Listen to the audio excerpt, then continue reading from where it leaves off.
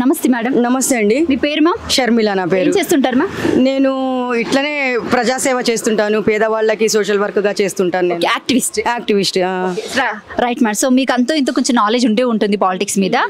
అయితే ఎట్లేదన్నా కూడా మళ్ళీ ఇప్పుడు జూబ్లీ హిల్స్ లో బైపోల్ రాబోతుంది. ఈసారి ఇక్కడ ఏ పార్టీ గెలిస్తే బాగుంటుంది అనుకుంటున్నారు మా? నాకు మాత్రం బీఆర్ఎస్ గెలిస్తే బాగుంటుంది అనిపిస్తుంది. ఎందుకంటే ఇప్పుడు కేసీఆర్ గారు 2 సార్లు గెలిచినప్పుడు, ఇప్పుడు నేను ఈరోజు ఏంటంటే కార్తీక పౌర్ణమి, ఇంకొక విషయం చెప్పాలి ఫస్ట్, అక్కడి నుంచి నేను స్టార్ట్ చేస్తాను.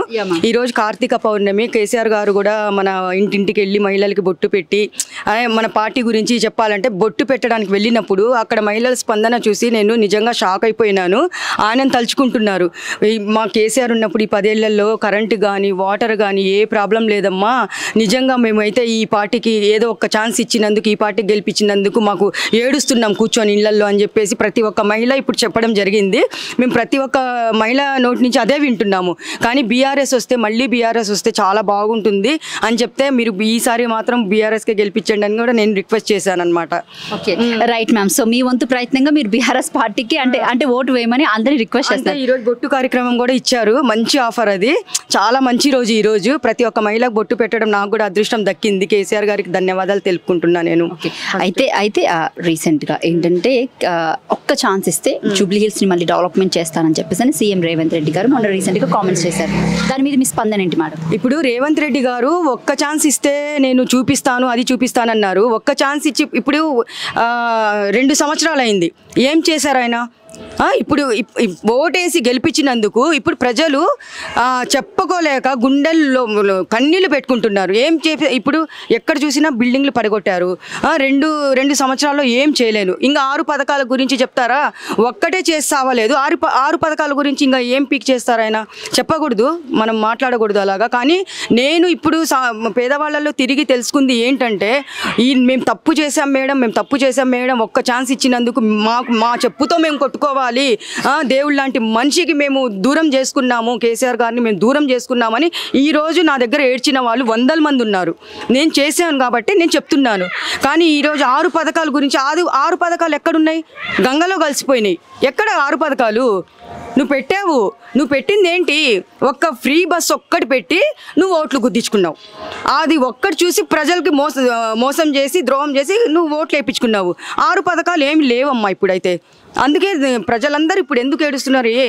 ఇప్పుడు కేటీఆర్ కిందే మున్సిపల్ శాఖ పెట్టుకొని మొత్తం జూబ్లీ హిల్స్ అంతా మరుగుదొడ్లాగా పట్టించేసాడు అని చెప్పేసి రేవంత్ రెడ్డి గారు కొన్ని వ్యాఖ్యలు చేయడం జరిగింది. దాని మీద మీ ఒపీనియన్ ఏంటి మా?